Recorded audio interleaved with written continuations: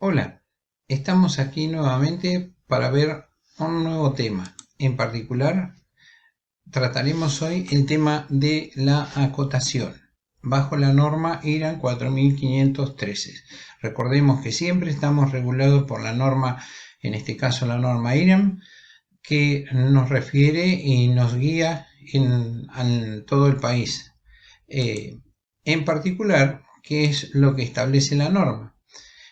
Con respecto a la acotación en planos de dibujo de fabricación metalmecánica.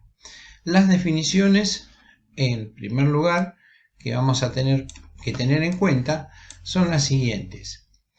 Esto que ustedes están viendo en la parte inferior es una parte de una pieza mecánica. En ella, además de verse la pieza mecánica, se ve justamente el elemento de acotación. Fíjense, de acuerdo a las definiciones, ¿qué es la cota? La cota es la expresión numérica del valor de la medida indicada en el dibujo. ¿Ven? En este caso, esto 70 sería el valor de la medida de esta longitud. La línea de cota es justamente esta línea inferior, es la que indica la medida a la que corresponde una cota trazada con línea B, es decir, con línea suave. Con línea suave, no es una línea fuerte, no se confunde con las aristas visibles de la pieza. Luego tenemos la línea auxiliar de cota, que son estas dos perpendiculares, que indican hasta dónde se extiende la línea de cota. Generalmente la línea de auxiliar de cota, también llamada en AutoCAD línea de extensión, es la que la separa la cota de la pieza y sobresale una pequeña longitud con respecto a la flecha de cota. Estos son los elementos fundamentales. Y fundamentalmente también tenemos la terminación, en este caso es una flecha que puede ser de diferente tipo. Lo vamos a ir viendo a medida que vayamos avanzando en el video. Fíjense que tenemos, en el caso de 5, tenemos también acotaciones directrices que indican un valor determinado, en este caso un diámetro, y es la línea de indicación también. La línea de referencia, que es la línea sobre la cual se apoya el texto, el símbolo de origen, en el caso de cuando tenemos acotaciones progresivas, donde uno da a partir de un 0, va determinando distintas medidas, y la línea de centro, que son los ejes, en este caso de la circunferencia que vemos en la figura. Todos estos elementos son elementos que sirven para la acotación. Luego, ahora en ejemplos posteriores, vamos a ver el resto de los temas de qué tipos de acotación existen. Antes que nada, veamos cuáles son los elementos que tenemos para poder representar los extremos, es decir, qué tipos de flechas tenemos. Si nosotros tenemos, en el primero de los casos, tenemos la magnitud de la altura de la letra, que es h, entonces la flecha tiene esa longitud h, con un ángulo de 30 grados en el cono. Esta flecha es la flecha llena. También tendremos en las mismas dimensiones la flecha vacía, es decir, hueca. También podemos llegar a tener la flecha abierta. Este es el otro caso. También puede haber una flecha abierta pero de 90 grados. Otro elemento que se usa mucho en la construcción y en la arquitectura, en la ingeniería civil, es justamente este palito o línea oblicua. Y otro elemento, finalmente, que se puede utilizar es el punto lleno, con estas dimensiones. ¿En qué varía que se use uno u otro? Generalmente en la especialidad. Esto es muy usado, como habíamos hablado, en la arquitectura, en la ingeniería civil, en la construcción. Esto también, sobre todo en agrimensura, puesto que puede haber planos de gran escala y el hecho de usar cualquiera de las otras alternativas a veces hace que la acotación sea muy densa y el punto en cambio ofrece poco lugar y es más cómodo para usar. En particular nosotros vamos a utilizar la flecha llena, es decir, el primero de los casos, para poder acotar con estas relaciones. Visto esto, vamos a ver cómo se realiza la acotación en los distintos casos. Cuando nosotros tengamos un diámetro de una pieza circular llena, lo podemos indicar sacándolo hacia el exterior. Las dimensiones se pueden sacar en general hacia abajo y hacia la derecha.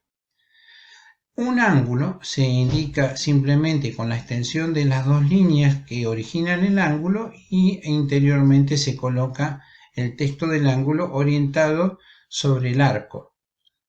Un radio puede indicarse de varias maneras, o bien si hay lugar desde el centro hacia el extremo de la curva, como pasa en estos dos casos, o bien en la parte exterior, dado que este radio es muy pequeño y no puede indicarse en la parte interior, entonces se saca hacia afuera.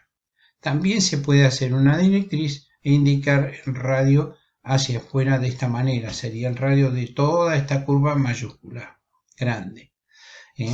Pasa con las extensiones muy grandes. Cuando el radio es muy grande, en este caso se puede quebrar la línea de indicación. Entonces tendremos también radios que se pueden indicar hacia afuera, radios desde el interior, y aquí vemos tres formas diferentes de indicarlo.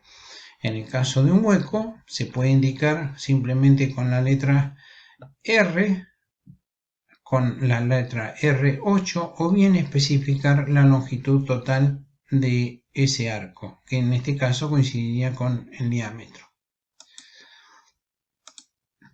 También vamos a ver que la acotación de diámetros en particular se pueden especificar parcialmente, es decir, pasando por el eje y dejando solamente indicada la flecha, o colocando los extremos como habíamos hecho o visto en alguno de los ejemplos, y haciendo la extensión del arco para poder representar en su magnitud el diámetro.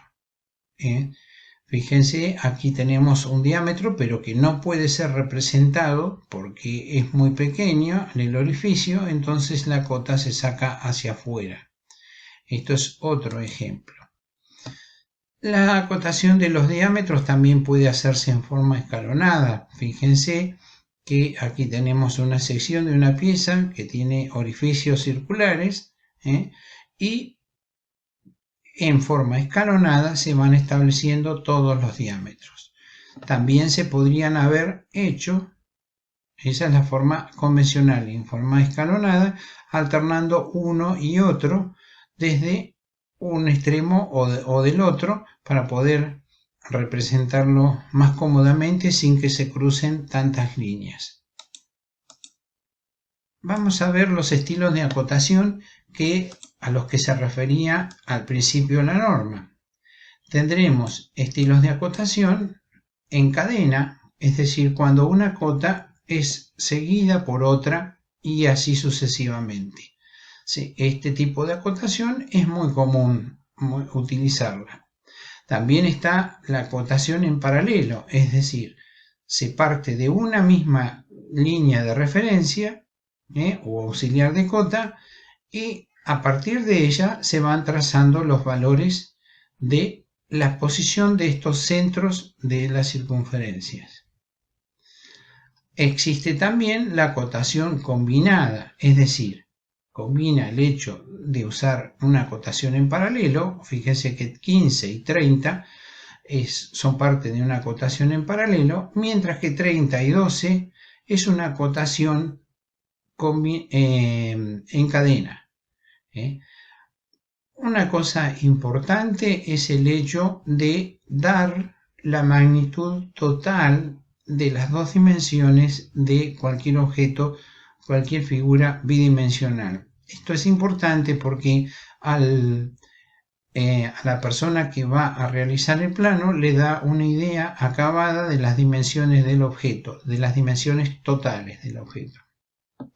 Por último tenemos la acotación progresiva, que establece un 0,0 origen y a partir de él progresivamente se van dando los valores como una referencia fija. Este tipo de acotación es muy utilizada para hacer replanteo y se usa fundamentalmente en agrimensura e ingeniería civil. Veamos otros casos.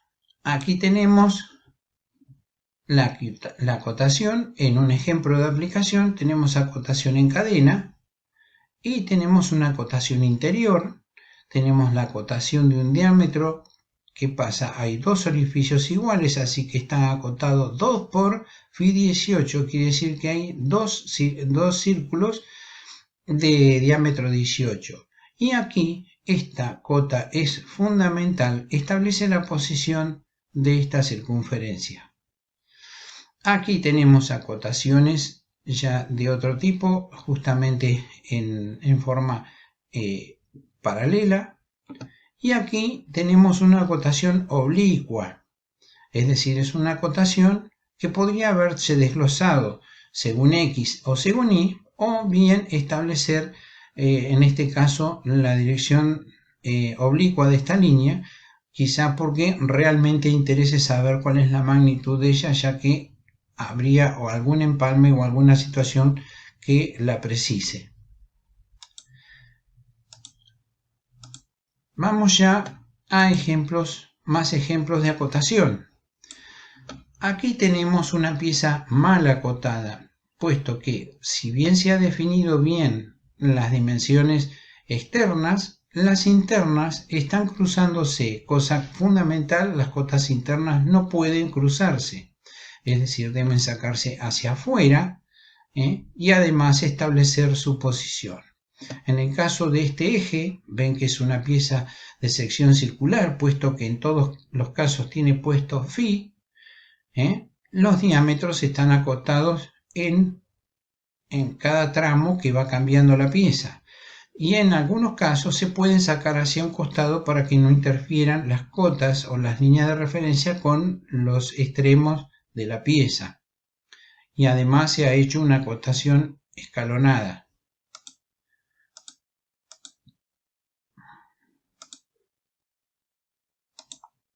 Veamos ahora otros ejemplos. Cuando tenemos el caso de piezas que tienen algún hueco, el hueco se puede acotar interiormente o se puede sacar hacia afuera. Con respecto a los extremos, ya habíamos visto cuáles son los usos y en preferencia nosotros vamos a utilizar la flecha llena.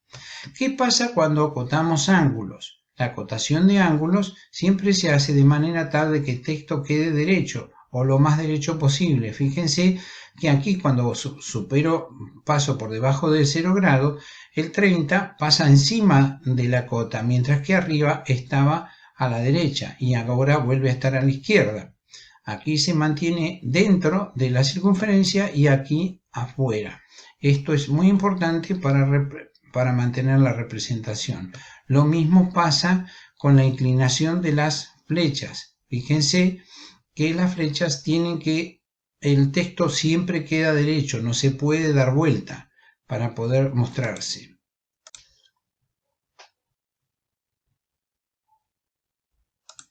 Veamos ahora qué sucede con la acotación de los cuerpos. Aquí vamos a distinguir dos tipos de acotaciones, que es muy importante determinarlas. Dado una cierta pieza mecánica, aquí ustedes pueden ver una determinada forma, veamos cómo aparecen estos dos tipos de acotaciones. El primer tipo de acotación es la acotación del tamaño, es decir, estamos definiendo las magnitudes de cada uno de los tramos de la misma pieza. Estas acotaciones son de tamaño, es decir, damos el largo, aquí hemos individualizado una proyección en uno de los ejes del tamaño, la otra está dada implícitamente, puesto que si tenemos el tamaño total menos este otro tamaño, podemos inferir cuál es esta otra cota. Este tipo de cotas que no se ponen se llaman implícitas, es decir, que resulta de la diferencia entre esta cota y esta otra. La total menos esta parcial nos da la que falta acá. Estas acotaciones son todas de tamaño, es decir, nos indican los valores de la magnitud. Aquí tenemos otro tramo, es decir, hemos dividido toda la pieza en prismas o en cuerpos aislados para ver cómo está compuesto. Hemos tomado que esto podría llegar a ser una base, un prisma que se cruza en la base de esta plataforma, y finalmente vamos a tener un cono que también todas tienen sus dimensiones de tamaño. Las magnitudes indican el tamaño del centro hacia el vértice del cono nos indica su altura, que es una cota de tamaño. El diámetro también es una cota de tamaño.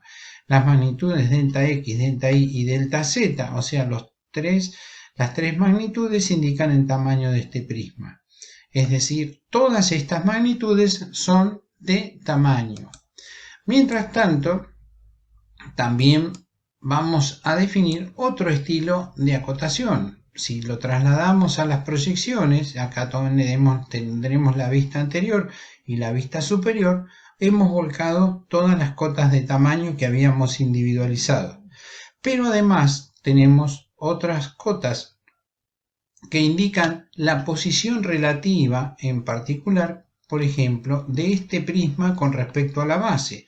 Aparece esta cota P que indica cuál es su posición con respecto al vértice, al plano posterior de la base.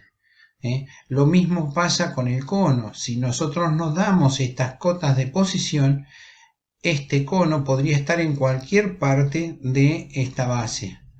Pero fijando, aquí está individualizando que está a cierta distancia de este extremo, del extremo inferior derecho. Justamente las dos cotas P nos están dando esos valores.